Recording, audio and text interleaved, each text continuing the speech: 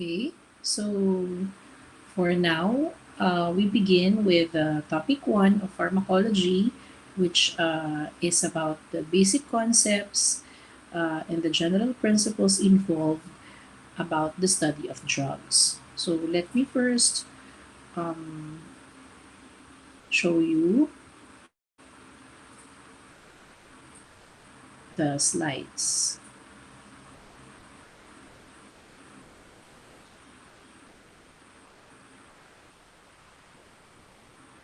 Okay. So pharmacology is the study of drugs, and when we deal with the study of drugs, we have to know the different drug actions.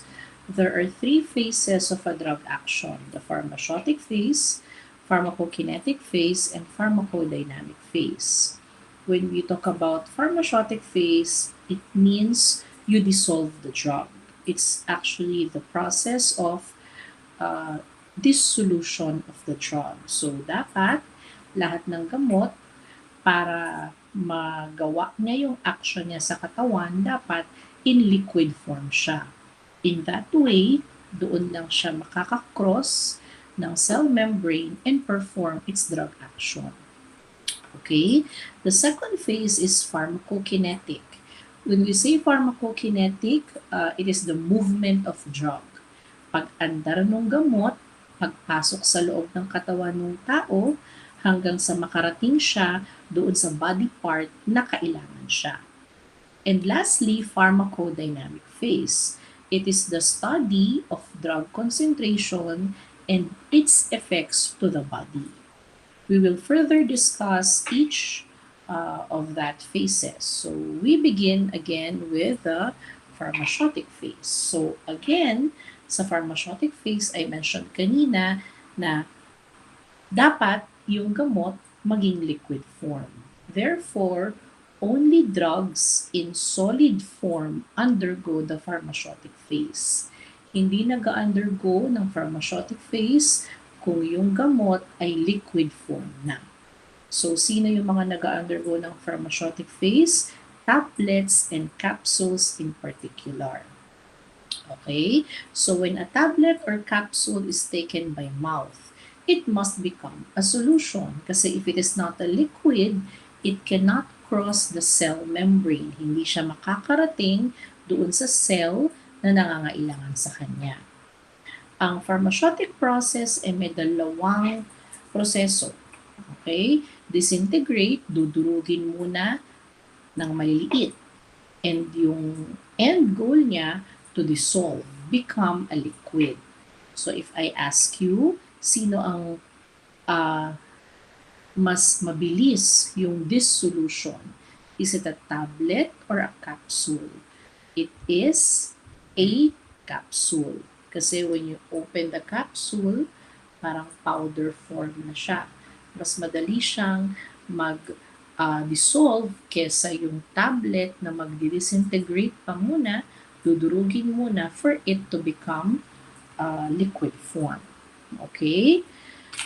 Excipients are fillers and inert substances used in drug preparation to allow drug to take on a particular size and shape and to enhance dissolution. Remember that tablets are not 100% drugs. For example, Biogesic 500 milligrams. Ang Biogesic 500 milligrams, it's the brand name of paracetamol. Okay?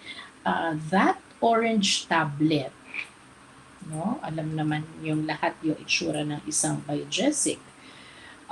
That orange tablet is not pure 500 milligrams paracetamol.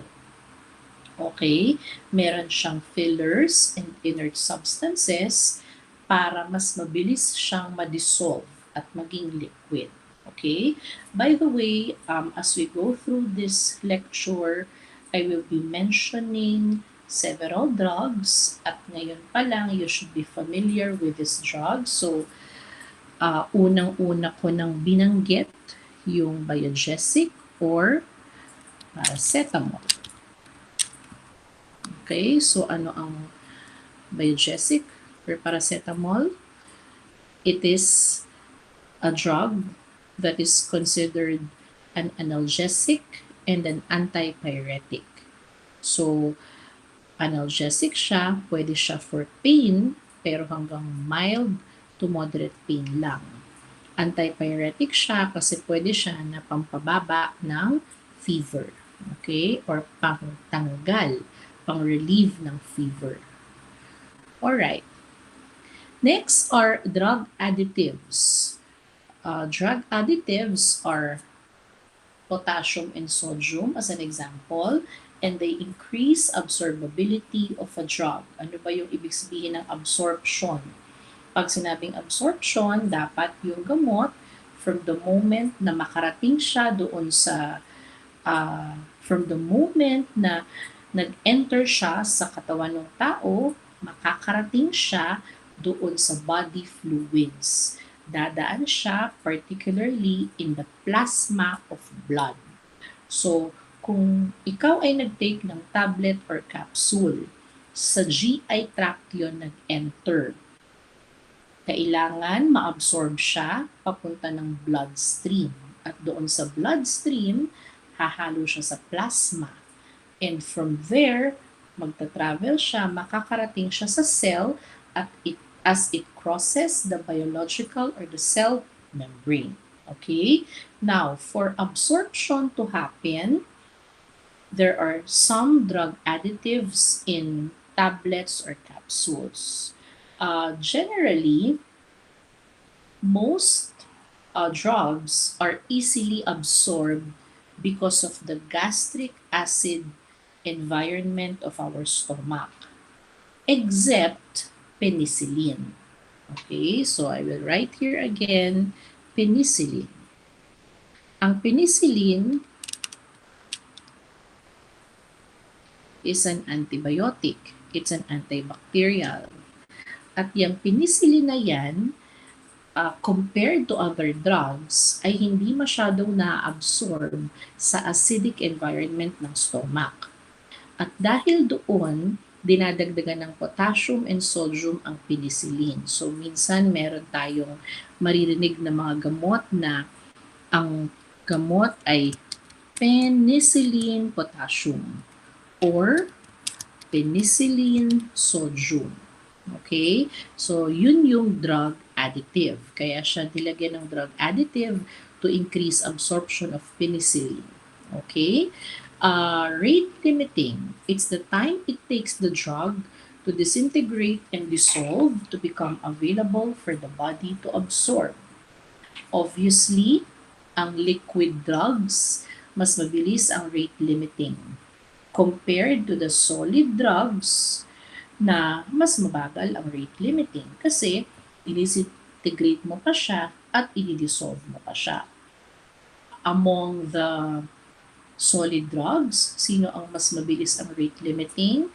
Still, it's the capsule. Okay?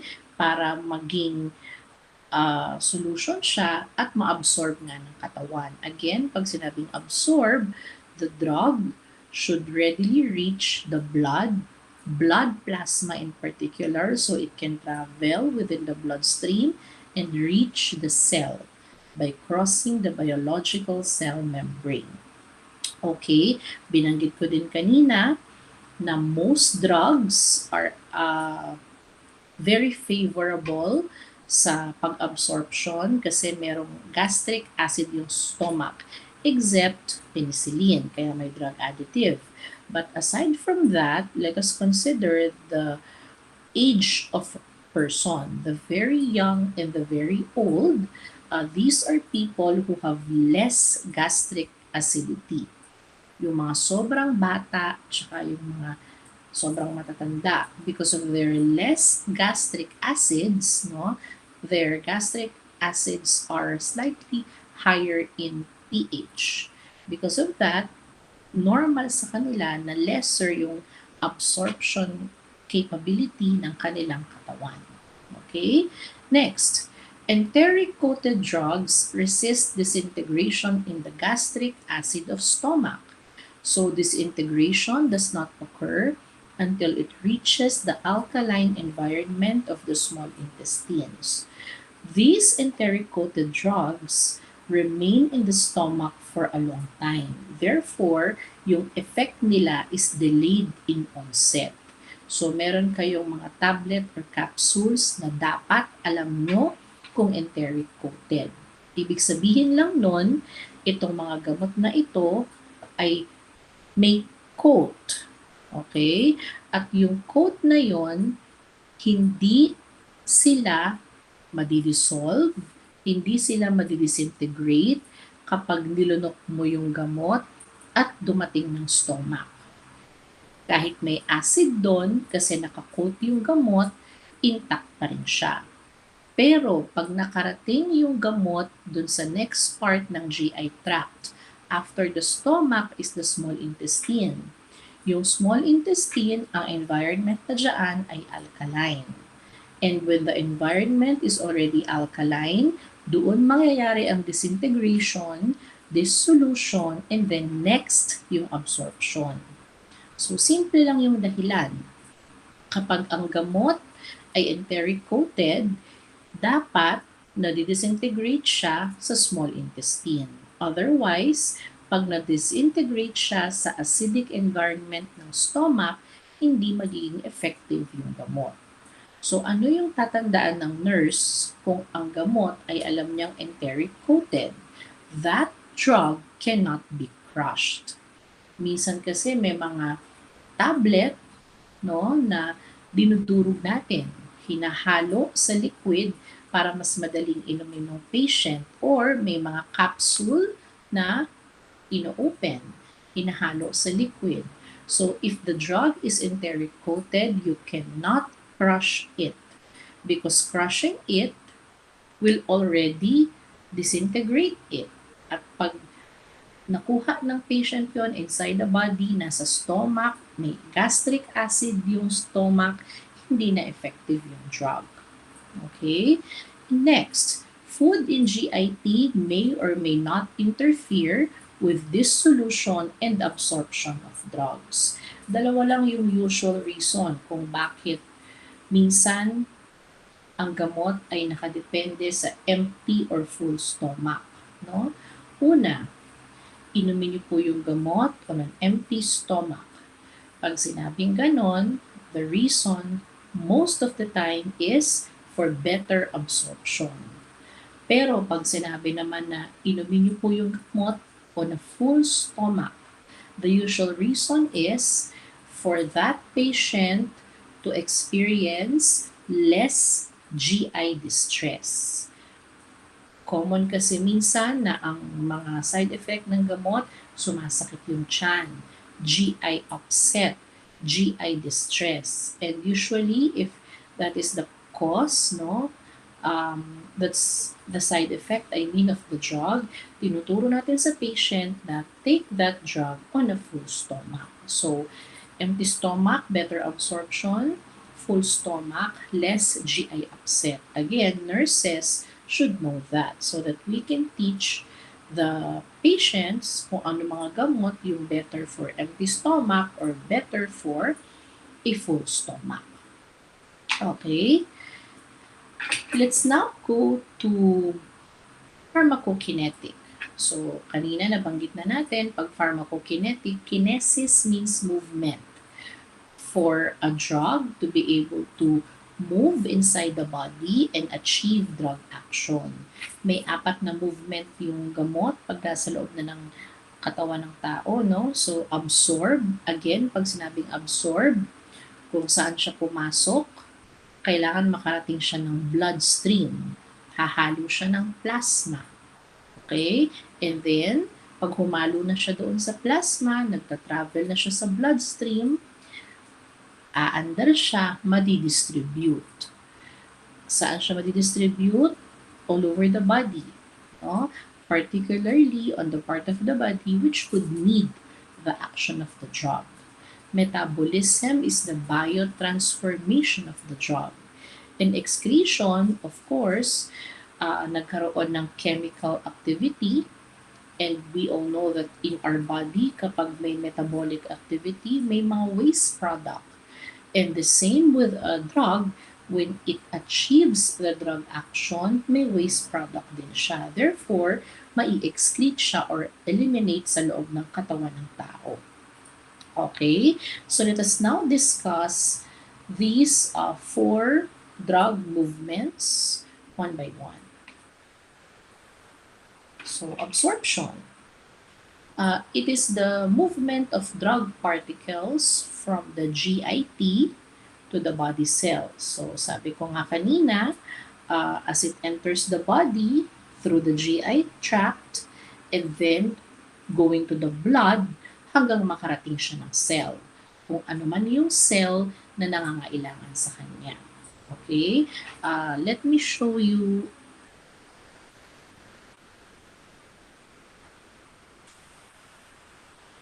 Okay. So, for example, ito yung cell.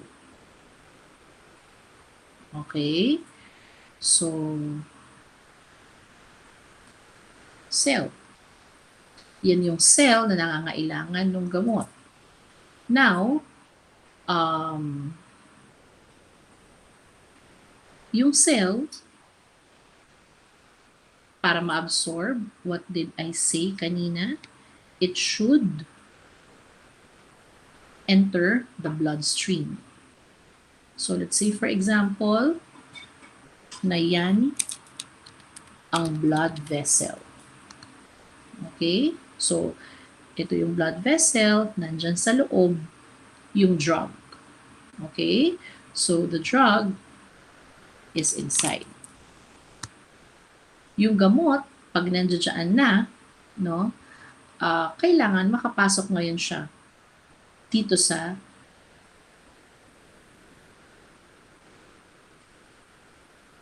loob ng cell. Okay? As the drug travels, so nagta-travel siya, kailangan niyang makapasok sa loob ng cell.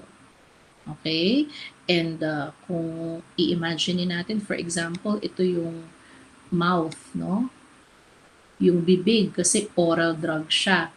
So, ito yung GI tract, no? The GIT. So, nilunok mo yung gamot, napunta ng stomach, napunta ng small intestine. Okay? Now, pag nandoon na siya sa small intestine, doon nagaganap ang absorption. Okay? This is in the small intestine. Absorption happens in the small intestine because of the action of the mucosal villi. Okay? Ngayon, dahil na-absorb na, ibig sabihin yung drug, pumasok na siya doon sa loob ng blood vessel. Nandun na siya sa body fluid hanggang makarating ng cell. Okay? So now, paano siya pumapasok doon sa loob ng cell?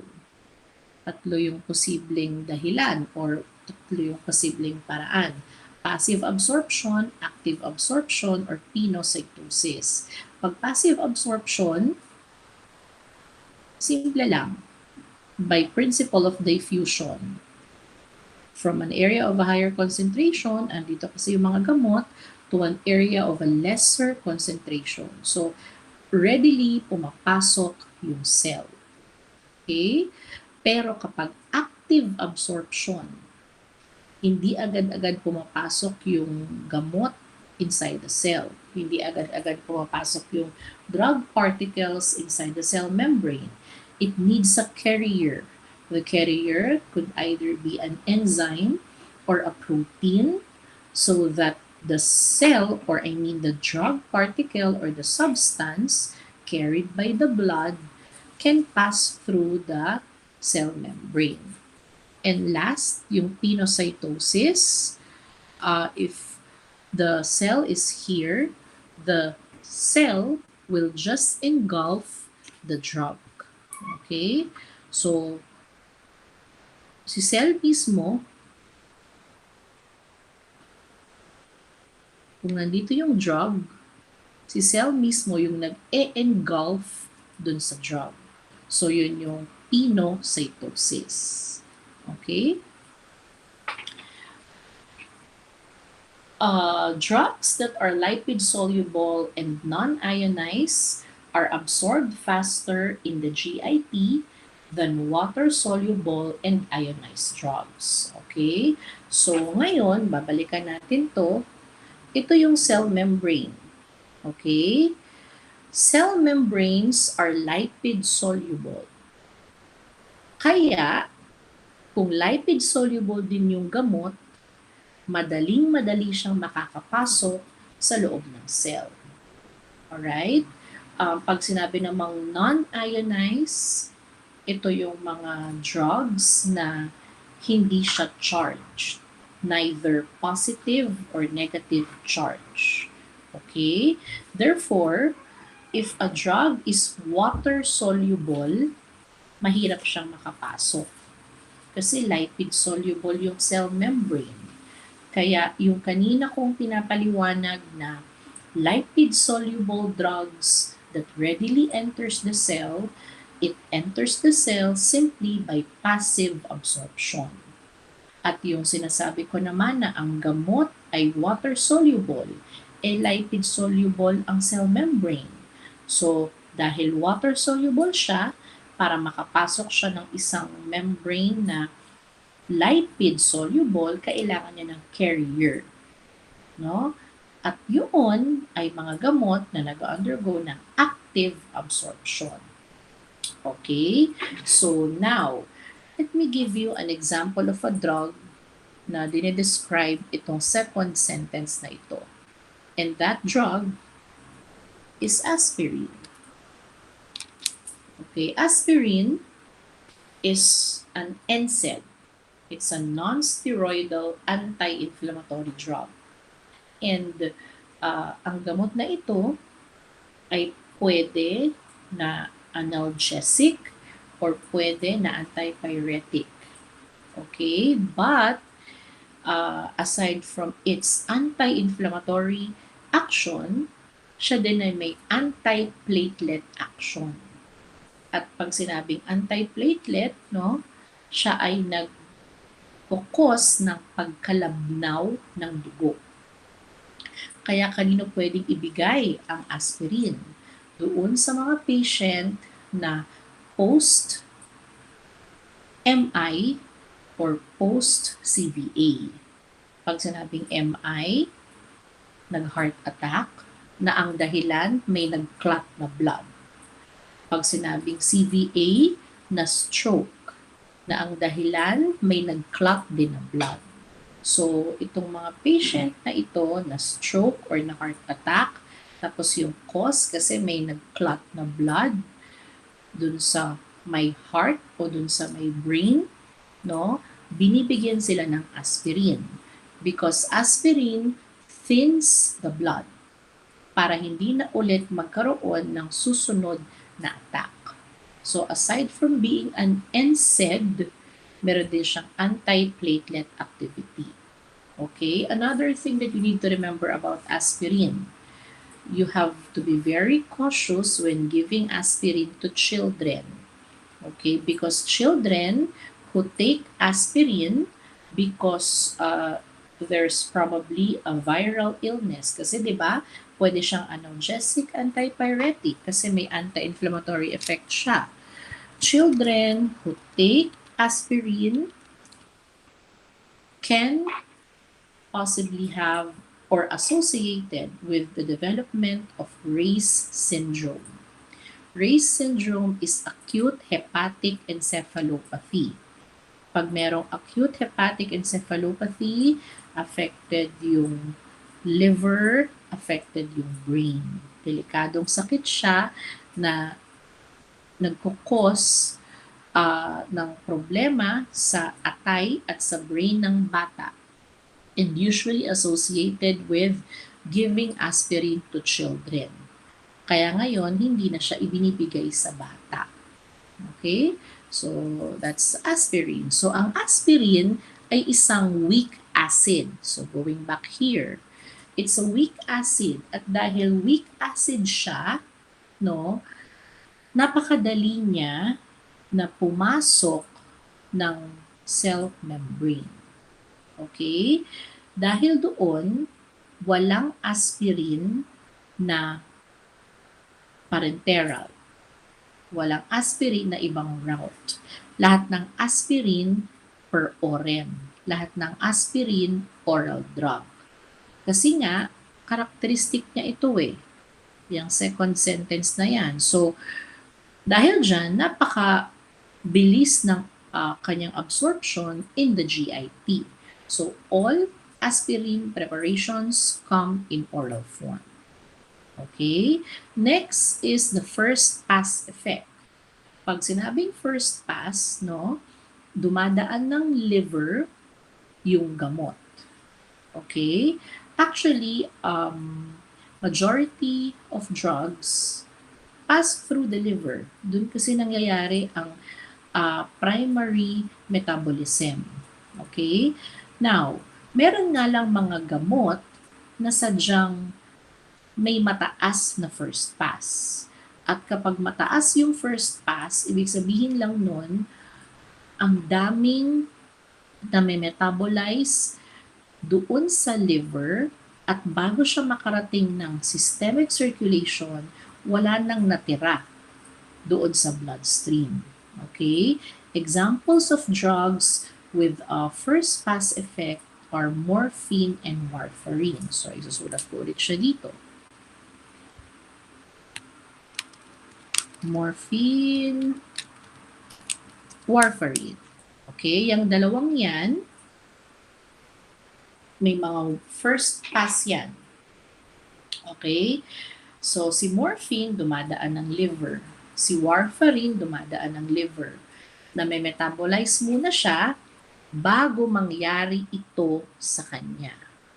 So, pag tinake mo siya, no, after nun, no, may pagdaan mo na sa liver, okay, if is the liver for example, and then bago siya makarating ng bloodstream, na metabolize siya sa liver. Okay? Ganun din yung warfarin. What is morphine? It's also an analgesic. But compared to paracetamol, morphine is a narcotic analgesic.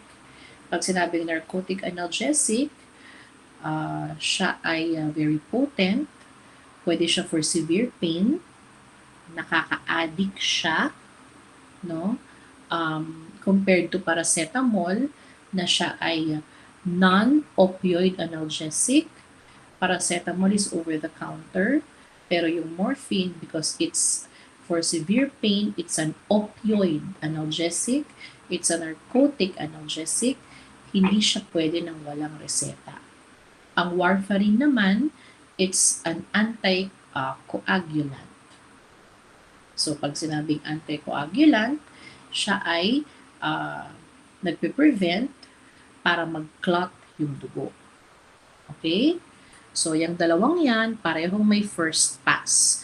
Binanggit ko kanina na yung ibang gamot may very high first pass.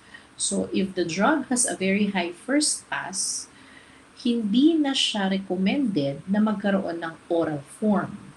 Kasi kung very high ang first pass niya, baka pagdating ng bloodstream, pagdating ng systemic circulation, wala nang matira, wala nang makarating doon. Kasi na metabolize na lahat siya ng liver. Okay? So, what are those drugs with a very high first pass? Ito naman yung lidocaine and some nitroglycerines. Okay? So, ang lidocaine, very high first pass. So, yan naman, walang oral drug niyan. Some nitroglycerines, very high first pass. Wala ring oral drug niyan. Kasi nga, pagpunta niya ng liver, halos wala nang matira sa circulation, so why not give it as oral route? Lidocaine is a local anesthetic, anesthesia, pero meron siyang anesthetic effect to the heart Kaya pwede siyang gamitin for some problems, especially of heart rhythm problems or dysrhythmia. Nitroglycerines are for angina, no? Yung angina, yung chest pain, that can possibly lead to a heart attack. Pwede rin siyang pampababa ng blood pressure. Okay, so yung mga yan are examples of drugs naman with very high first pass. Next is bioavailability. It's the percent of drug that reaches the systemic circulation. So, yan nga yung sinasabi natin na systemic circulation, nasa na nakarating yung gamot? Dito sa bloodstream. Okay, from the moment na ininom siya, mouth, dumaan ng GIT, no? Yung iba dumadaan muna ng liver kasi may first pass. Tapos small intestine, doon magaganap yung absorption via the mucosal villi. Then nasaan na siya? Systemic circulation. So yung gamot, nagda-travel na siya sa bloodstream para makapasok ng cell. Okay? Oral drugs bioavailability is always less than 100%. Okay? Lalong-lalo na if the drug has a high first pass. That's why sometimes drugs with high first pass have around 20 to 40% bioavailability lang. So pag nakarating yung gamot do sa systemic circulation, 20 to 40% na lang yung natira from the original dose. Okay? Those with high first pass. Pero anong gamot kaya yung may 100% bioavailability? Of course, these drugs are the drugs given via IV route or yung intravenous injection. Kasi nung binigay mo yung gamot, saan mo dinala yung gamot? Directly within the blood vessel. Kaya nga intravenous. Vein is the blood vessel. So, ito siya. Okay? The blood vessel itself. So, pag in-inject mo yan via IV, automatic, kung gaano karami yung dose na in-inject mo, lahat yon nakarating ng systemic circulation or nakarating ng bloodstream. So, all IV drugs have a bioavailability of 100%. But oral drugs, it's always less than 100. Okay? Sa distribution, it's a process by which the drug becomes available to body fluids and body tissues. So, ito na nga. Imagine, for example, kaya ako uminom ng paracetamol kasi masakit yung ipin ko. So, nandito yung sakit. Okay? Nung ininom ko siya, saan ba siya dumiretso? Dumiretso siya sa stomach, small intestine, from the small intestine na absorb. Okay? And then, nag-travel na siya sa bloodstream. Pero, paano na inapektuhan niya yung nandito sa part na ito kasi masakit yung ipin ko? Eh, it's all over the bloodstream. It's all over my body tissue. Nandoon yung iba-ibang factors. Okay? Una, they bind to protein. Pangalawa, paano siya umaandar. At pangatlo, yung affinity. Nahahanap niya kung saan yung nangangailangan sa kanya. Pero ang isa sa pinaka-importanteng pag-uusapan natin dyan is actually the protein binding capacity or ability of the drug. Okay? So again, yung gamot, dinidistribute yan sa plasma in the blood. And drugs actually attach to protein. In the book, there are several drugs with different protein binding abilities. Highly protein bound means more than 89% of the drug dose attaches to protein. Moderately high means 61 to 89% of the drug dose attaches to protein. Moderately protein-bound drug means 30 to 60% of the dose attaches to protein. And low protein-bound means less than 30% of the drug dose attaches to protein. Okay? So, ano yung significant dito? Kailangan alam ng nurse lalo na yung mga highly protein-bound drugs. Okay? Let me give you an example. So, kung babalikan natin to, bloodstream,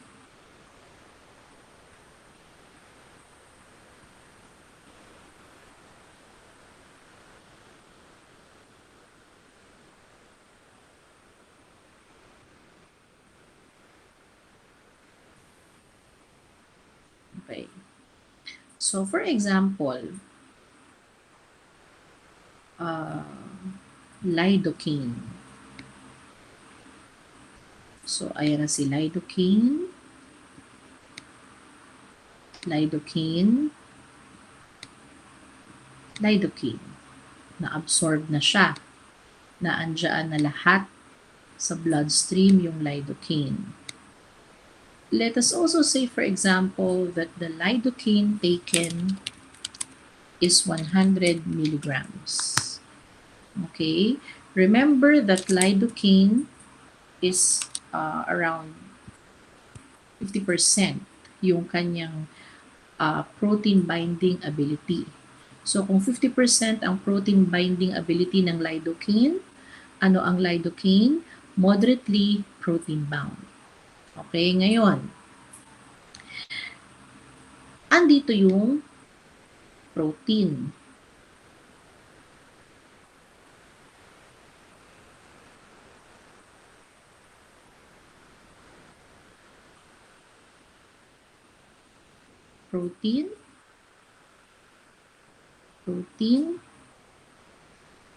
Protein. Ibig sabihin, dun sa 100 grams ng lidocaine, kung 50% ang kanyang protein binding ability, ilan ang matitira na hindi nag-attach sa protein? 50 milligrams. Okay? So, ibig sabihin, yung 50 mg ng lidocaine attach to protein. Kasi 50% yung protein binding capacity niya eh. And the other 50 mg did not attach. So, ang tawag sa kanya, free drug.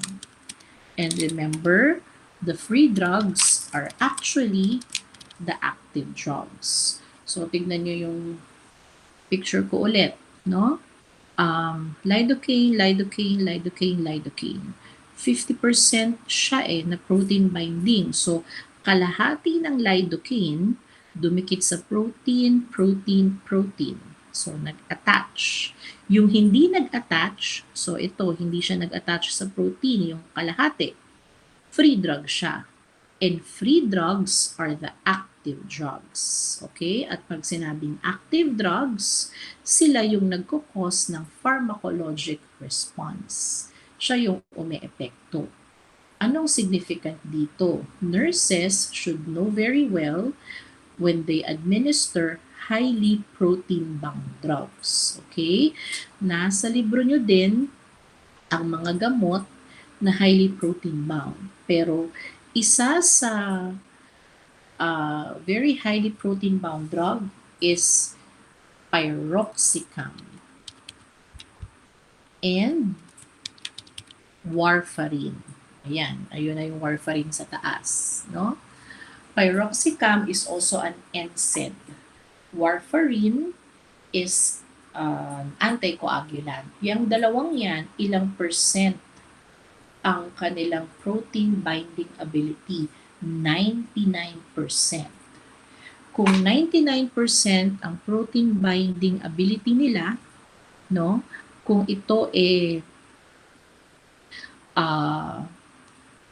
Pyroxicam, for example, lidocaine, no, instead of lidocaine, gawin nating pyroxicam. 100 mg.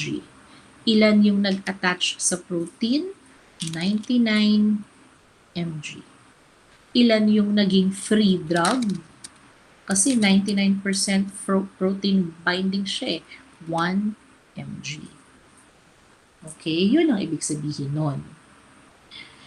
Ngayon, may isang patient na binigyan mo rin ng diazepam. Okay?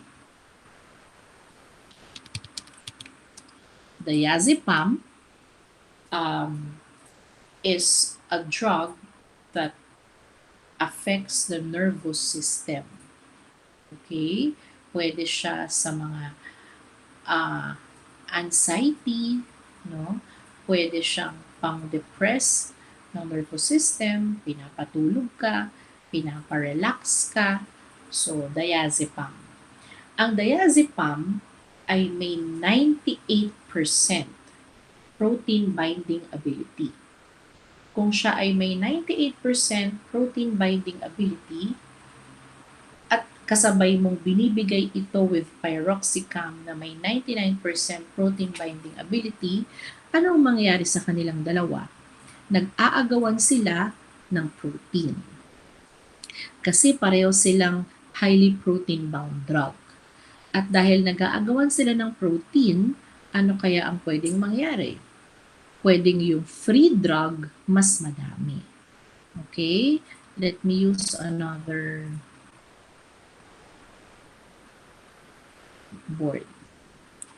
So, kunwari ulit, ito yung bloodstream at ito yung cell. Ano yung sabi natin? Ito si protein. Ayan si protein. Ayan si protein. Ayan si protein. Okay? Si pyroxicam, 99% protein bound. So, ilan dapat yung mag-a-attach sa kanya? 99. Ilan lang dapat ang free drug niya? 1. Itong si diazepam, no, diazepam, ilang percent siya na protein binding? Siya ay 98%. So, ibig sabihin, ang diazepam dapat 98% mag-attach sa protein. Ilan ang hindi mag-attach? 2. Ano yung 1? Active drug. Ano yung 2? Active drug. Sabay mo siyang binigay. Binigay mo yung pyroxicam sa patient na to, binigay mo yung diazepam sa patient na yan. Anong gagawin ng pyroxicam at diazepam? Mag-aagawan sila ng protein. So, posibleng yung pyroxicam, no, na dumikit dito, yung diazepam dito, pyroxicam dito, diazepam dito, kulang na yung protein. Wala na silang ibang ma-attachan, hindi na sila makabind doon. Therefore, hindi lahat ng pyroxicam naka-attach. Hindi rin lahat ng diazepam naka-attach. Kasi nga, nag-agawan sila ng protein. Because of that, let's say for example, 80 lang yung na-attach. Dito naman, let's say for example, 80 lang rin yung naka-attach. Kasi nga, nag-agawan sila nun. So, ilan ang naging free drug ng pyroxicam? 20. Ilan naging free drug ng diazepam? 20. Ano lang ba dapat? 1. Dito, 2. So, ang free drug, dumami. And free drugs are active drugs. So, anong mangyayari sa patient na yan? Pwede siyang ma-overdose. Okay? That's why nurses should know the different drugs with high protein binding ability. Okay? And what can you do here? You can tell the doctor that, Doc, pagsasabayin ko po yung piroxicam at diazepam at the same time, hindi pwede. Okay? Kasi posible ngang magkaroon ng overdosage kasi highly protein bound silang pareho at dahil doon, pag nag-agawan sila, baka dumami ang free drug, hindi naka-attach kasi lahat, at pag dumami ang free drug, pwedeng ma-overdose because free drugs are active drugs. Okay? So, ang diazepam, nabanggit ko na, 98% ito. Bukod sa diazepam, ibuprofen is also 98% protein bound. Okay? Piroxicam is 99. Warfarin is also 99. Diazepam is 98. Protein binding to, ha? These are all highly protein bound drugs. Ibuprofen is also 98. Ibuprofen is also an NSAID. Okay, yan yung Advil. What else? You should know the different drugs with a highly protein binding ability, and you can see that in the book. Amitriptyline.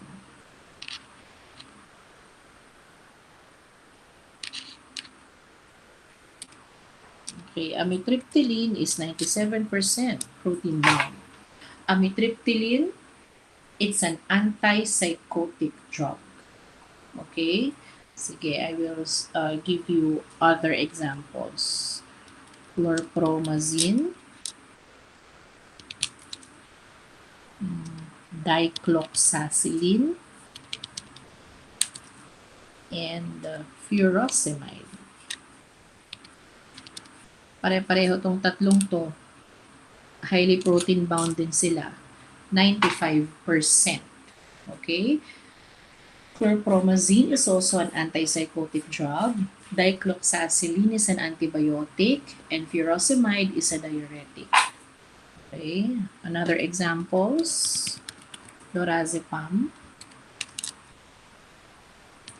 propranolol, and valproic acid. Pare-pareho din silang tatlo. 92% protein bound. Lorazepam is similar to diazepam.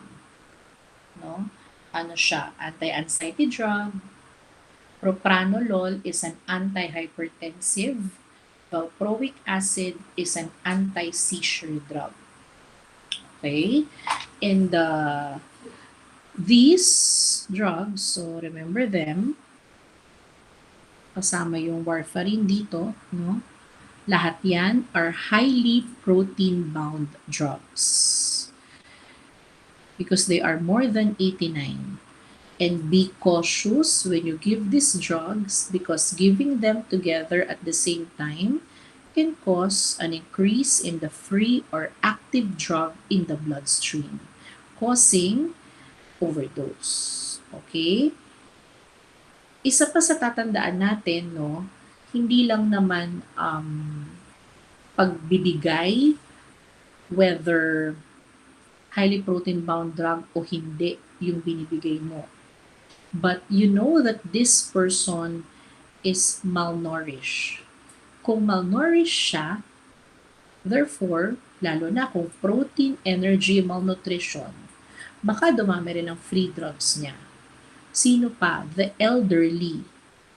People who are very old normally has less protein.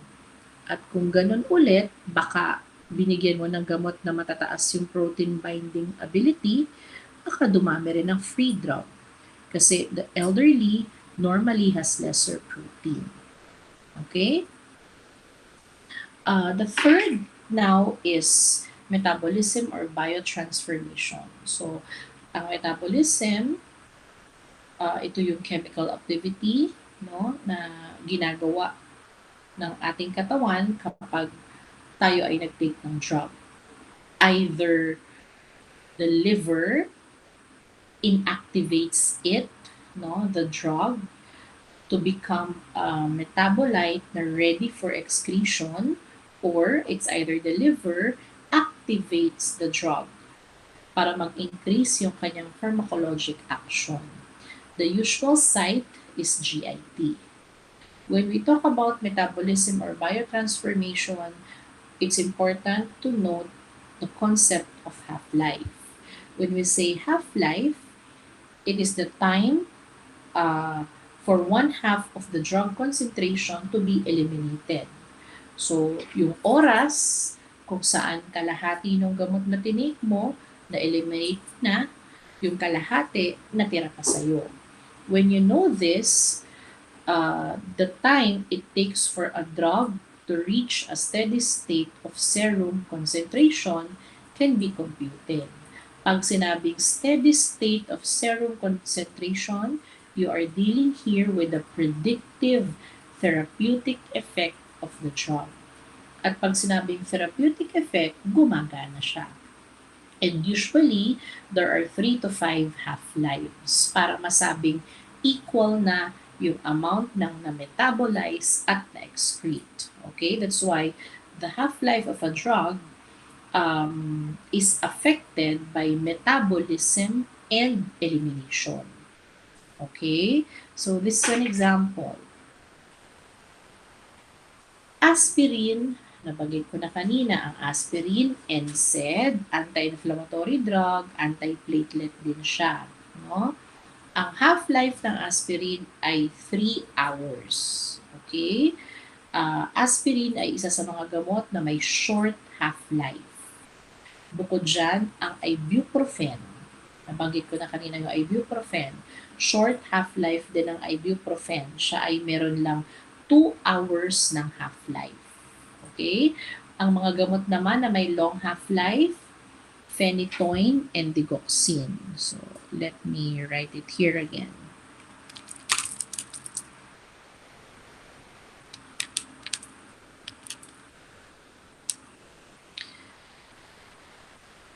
Ang aspirin, going back here, no?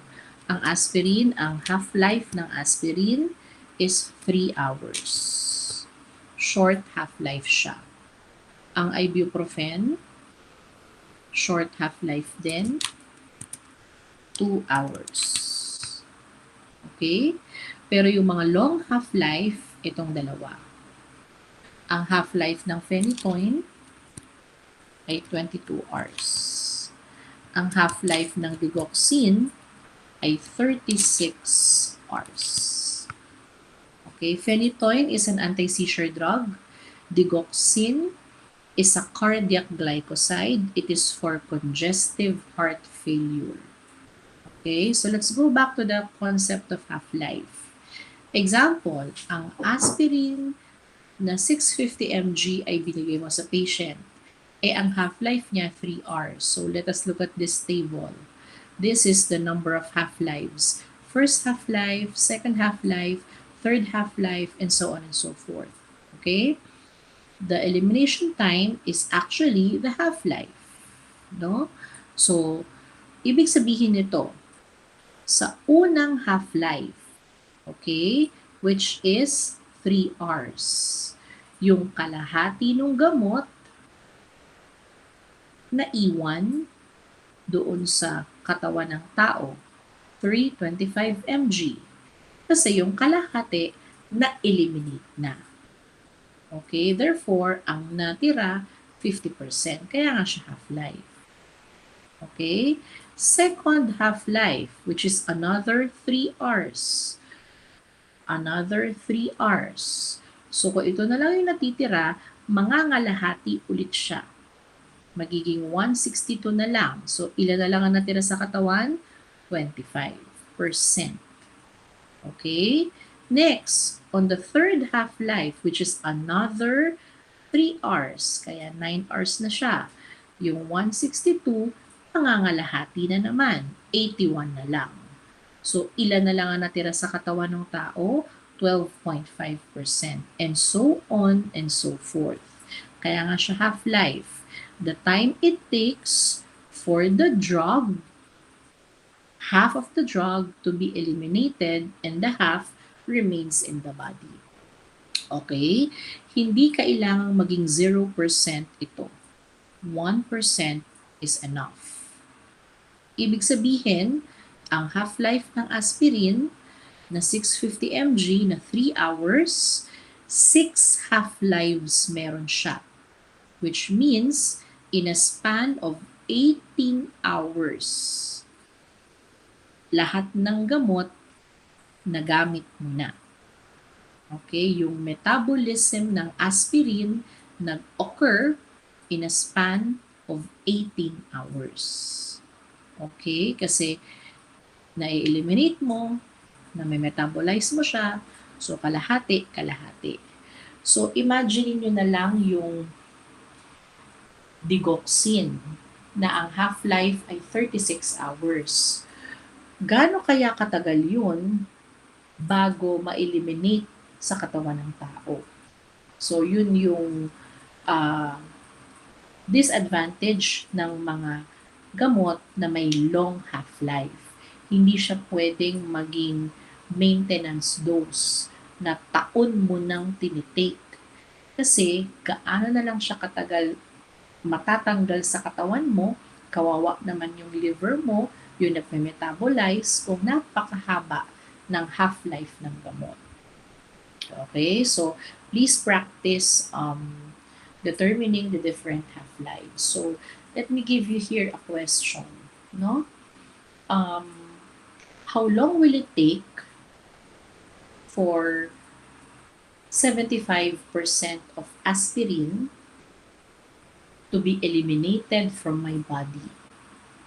Ibig sabihin, gaano katagal yung iintayin ko para 75% ng 650 mg na tinake ko ngayong oras na ito maalis sa katawan ko. Okay? Ang sagot, ilang hours? 6 hours. Kasi 75% yung naalis. 50 na yung naalis, 25 na yung naalis, so 75. Okay? Hanggang sa maubos na siya, wala nang natira. Okay. The fourth is excretion or elimination. So, the drug, after all the half-lives, no, in-excrete mo na siya, na-eliminate mo na siya. Main route of drug elimination is via kidneys. Kung liver ang main organ for metabolism, kidneys naman ang main organ for elimination. Elimination of waste products as you have consumed or the action of the drug has already occurred. Okay? So, to summarize, pharmacokinetic, absorb, distribute, metabolize, and excrete. The third is pharmacodynamic. Pharmacodynamic is the study of drug concentration and its effects on the body. Drug response can cause either primary, secondary, physiologic effect, or both. I'll give you an example. Benadryl. Benadryl is a brand name. Ang generic name niya, diphenhydramine. Okay? Ang diphenhydramine ay ang Benadryl. Ano ang kanyang primary effect? Siya ay para sa allergy. Pero may secondary effect ang Benadryl. Ang Benadryl can cause drowsiness. Nakakaantok siya. So, yun yung secondary effect noon. Okay, what about the concept of dose response and maximal efficacy? Dose response, relationship between minimal versus the maximal amount of drug dose needed to produce desired drug response. So, ano yung example nito? For example, Lagundi syrup, Ascof. Makikita mo doon sa Ascof nakalagay, adult dose, 5 to 10 ml or 1 to 2 teaspoon. No? Ibig sabihin, kung adult ka, the minimum amount is 5, the maximum amount is 10. Nasa loob lang nun yung dose para mag-produce ng desired response. Kung less than that, baka hindi tumalab sa'yo. Kung more than that, baka ma-overdose ka. Okay? Maximal efficacy is a maximum drug effect. Example nito, yung morphine. Okay? Nabanggit natin kanina yung morphine. Balikan natin siya. Morphine, what did I say about morphine? Morphine is a narcotic analgesic. It's for severe pain, no? Kumpara natin sa paracetamol or mefenamic acid, which is also okay for pain. Kahit na gaano karaming paracetamol or mefenamic acid ang i-take mo, its dosages can never compare to a single dose of morphine. Okay, yun yung maximal efficacy. Pinakamatapang ang morphine sa lahat. Next, the concept of onset, peak, and duration of a drug action. Pag sinabing onset, the time it takes to reach minimum effective concentration after a drug is administered. For example, nag-take ka ng biogesic, kapag yung temperature mo ay nag-umpisa ng bumaba, medyo pinapawisan ka na, onset na yon. Okay? Nag-uumpisa na siyang umepekto. Yung peak, highest blood or plasma concentration. Ibig sabihin, talagang effective na siya. Nawala na yung lagnat mo. Example for biogesic. The fastest peak time, of course, ay yung mga gamot na binigay ng IV. If a drug is given IV, the peak time is about 3 to 10 minutes compared to hours kapag ibinigay mo yung gamot ng oral. Okay? Pag sinabi namang duration, length of time na may effect siya, which means you need another dose. So, halimbawa, yung biogesic, after 4 hours, kailangan mo na namang i-take.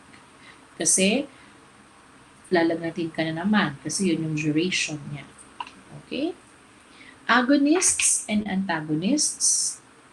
Pag sinabing agonists, they produce a response. Antagonists, they block a response. Usually, maririnig natin itong mga words na ito when we deal with nervous system drugs. Okay, so I'll give you an example of an agonist and antagonist. So, agonist, epinephrine. Antagonist, ang cimetidine. Okay? Ang epinephrine is a nervous system drug. Okay? And it stimulates alpha-1, beta-1, beta-2. Pag narinig nyo yung alpha-1, beta-1, beta-2, these are receptors of the brain or the nervous system. And the epinephrine drug stimulates them. So, sinistimulate niya yung receptor ng nervous system. And because it stimulates, it's an agonist. Okay? Ang cimetidine naman is an histamine 2 blocker. H2 blocker. Kapag binablock mo ang histamine, nagdi-decrease ang gastric acid secretion. So, para saan ang cimetidine? It can be used for ulcer. Okay? So, dahil binablock niya yung histamine 2 receptors, it blocks a response. Ang cimetidine ay antagonist. Okay? What about non-specific and non-selective drugs? Pag sinabing non-specific, various body sites yung inaapektuhan niya. Pag sinabing non-selective, it affects various receptors. Okay? So, body site, mata, heart, lungs, GI tract. Pag non-selective, nagbanggit na ako kanina, alpha 1, beta 1, beta 2. Pag receptor, no? Sa non-selective kasi, various receptors. Ano yung mga receptors? Alpha 1, beta 2. Yung sa cimetidine, histamine is also a receptor. No? At marami pang ibang klase ng receptor. Pwedeng norepinephrine, acetylcholine, dopamine. These are all receptors. Okay? So I'll give you a non-specific drug. Bethanicol. Ang bethanicol is also a nervous system drug. And bethanicol stimulates the cholinergic receptors for urinary retention. Pag sinabing cholinergic, we are talking about the parasympathetic nervous system. So you have to remember anatomy. Cholinergic receptor siya for urinary retention. Therefore, nagpapaihi siya ng pasyente.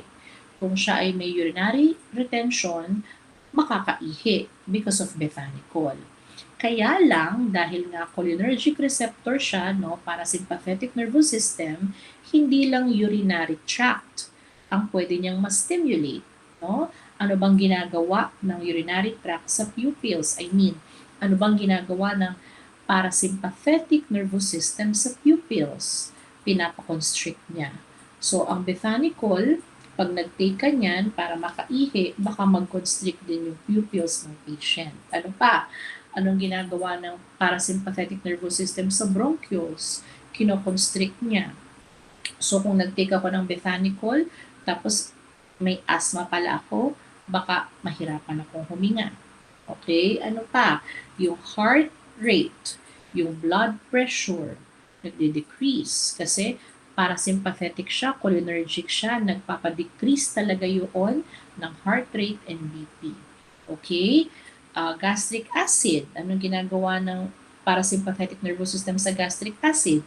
It increases. So baka makaramdam siya ng mga cramps sa tiyan, no? Na parang naging acidic siya. Ang purpose lang naman, kaya mo siya binigyan ng bethanicol, para maihi. No? The parasympathetic nervous system can stimulate urination. Pero dahil nga siya ay gamot na non-specific, even the other parts of the body, pwede rin niyang maapektuhan. Na naapektuhan nung cholinergic or parasympathetic action. Kasi cholinergic and parasympathetic action ang bethanicol. Okay? Pag non-selective naman, bukod sa body site, body receptor. Okay? Yan naman ay chlorpromazine. Parang meron ng chlorpromazine. Here. Chlorpromazine. Sometimes, thorazine. So, yung dalawang yan ay parehong antipsychotic drugs. Okay? They regulate the neurotransmitters in the brain. Pero, chlorpromazine and thorazine, being an antipsychotic drug, is non-selective. At dahil non-selective siya, maraming receptors such as norepinephrine, histamine, acetylcholine, dopamine. No, lahat 'yon inaapektuhan niya. And again, dahil marami siyang inaapektuhang receptor, posibleng marami rin siyang side effect. So if a drug is non-specific and non-selective, actually ang shortcut ng lahat ng 'yon, marami siyang posibleng maging side effect. Okay? Categories of drug action. A drug can stimulate. A drug can depress, such as stimulating the nervous system, depressing the nervous system. Okay? Another, drugs can replace. For example, kulang ka ng insulin sa katawan, you have diabetes, so you take insulin as a drug. It replaces. No? Number 3, inhibits, antimicrobial, cytotoxic, or killing of organisms. Obviously, yan yung mga antibacterials, antifungals, okay? For drugs that irritate, for example, if you have constipation, May mga gamot na pwedeng mag-irritate ng lining ng GI tract para mag-peristalsis, para ikaw ay makapoop. And then drugs that modify immune status, anti-inflammatory drugs in particular. Okay? Another concept is the concept of therapeutic index and therapeutic range. Therapeutic index estimates the margin of safety of a drug. Gaano ka-safe ang drug? So, dalawang klase siya. Gamot na may low therapeutic index at gamot na may high therapeutic index.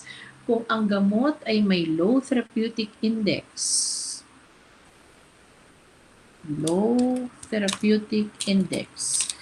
that drug has a narrow margin of safety. Pero pag ang gamot ay may high therapeutic index,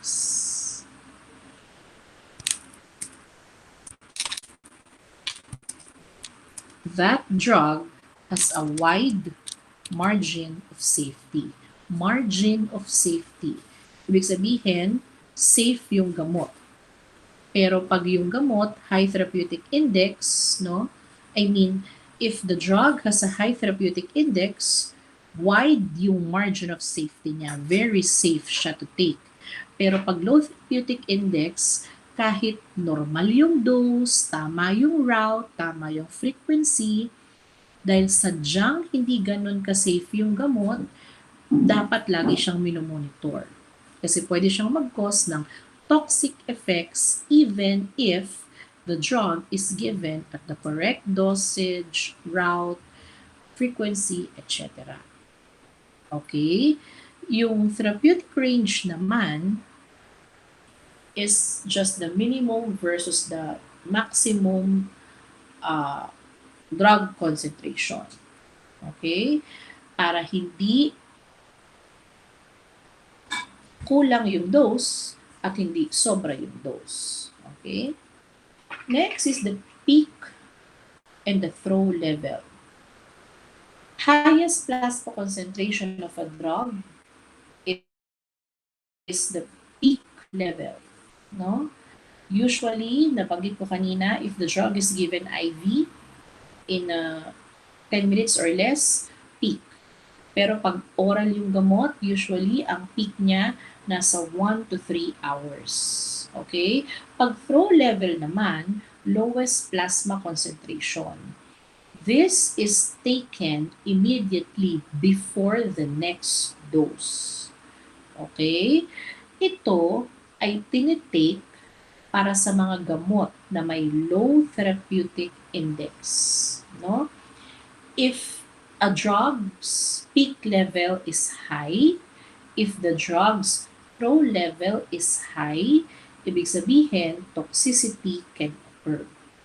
Kaya importanteng kinukuha ito para sa mga gamot na may low therapeutic index. Kasi nga, sila ay merong a narrow margin of safety. Let me give you examples of drugs with low therapeutic index. So, low therapeutic index, hindi siya ganun ka-safe kahit okay naman ang pagbibigay. Digoxin is one. So, yan ay may low therapeutic index. Okay? Aside from that, aminoglycosides, amikacin, gentamicin, tobramycin. Yang mga yan ay aminoglycoside antibiotics. Okay? At yung mga yan ay merong low therapeutic index. Aside from that, anticonvulsants, magnesium sulfate. No? It's an anticonvulsant. Anticonvulsants also has a low therapeutic index. So even if we give these drugs, tama naman yung dose, tama lahat, minimeasure pa rin natin, importante yung peak and throw kasi baka ma-toxic, magkaroon ng toxicity doon sa drug. Kaya may naririnig tayong mag-sulfate toxicity. May naririnig tayong digoxin toxicity. Okay, we have to make sure that the patient will not cause toxicity from the drug. Okay? Loading dose. So, may mga gamot na kailangan ng immediate drug response. If we want that, no, a large initial dose is given. Okay? Para mabilis yung effect ng gamot. Isa ulit sa example ng gamot na yan ay digoxin. Digoxin is a drug for the heart. It's for congestive heart failure. So gusto natin agad umepekto yung gamot for the heart, no? To improve heart contraction and lessen the heart congestion. So ang digoxin madalas ay may loading dose. For example, give digoxin, example lang yung dosage ko ha, 100 mg IV now as loading dose. Ibig sabihin, ibigay mo agad yung digoxin ngayon as loading dose. Lahat ng loading dose is only a one-time dose. Isang beses lang siyang binibigay. And what else? Pag may loading dose, may kasunod dapat na maintenance dose. Then, give digoxin 50 mg, kunwari lang ha, Q8 IV. Okay? So, pagkatas ng loading dose, dapat may maintenance dose. At lahat ng maintenance dose, less dosage than the loading dose. Okay? Tapos dapat meron na siyang dose, route, and frequency. Unlike yung loading dose, one-time dose lang siya. Okay? Side effects, adverse effects, and toxic effects. No, when we talk about side effects, it could be desirable and undesirable. Pero pag adverse effects, lagi siyang undesirable. Let's go back dun sa example ko kanina ng Benadryl or diphenhydramine. No? Ang Benadryl's primary action is to treat allergy, pero secondary action niya is drowsiness. If you take it in the morning, may exam ka, inantok ka because of Benadryl, side effect siya. But if you take it in the evening, at night, dahil napasarap yung tulog mo, no? It's a side effect. No? It's desirable, sorry. Okay, so again, when you take Benadryl in the morning, may exam ka, di ka tuloy makakonsentrate, inaantok ka kasi ang Benadryl secondary effect is drowsiness, undesirable siya. Pero kung sa gabi mo siya ititik, mapapasarap tulog mo, nakapagpahinga ka ng maayos, desirable siya. Yung toxic effects naman, it's dangerous, lethal, sino ulit yung merong mga toxic effects, mga gamot na may low therapeutic index. Okay? Bukod sa lethal, delikado sila, pwede siyang mag-cause ng neurotoxicity, ototoxicity, hepatotoxicity, nephrotoxicity. So, toxic to some body organs. Or, pinakadelikado nga doon, nakakamatay. It's lethal. Okay? Pag sinabi namang pharmacokinetics, may mga gamot na sadyang sa ibang lahi, hindi siya effective. For example, ACE inhibitors. So, ang dami ng gamot. No? Captopril,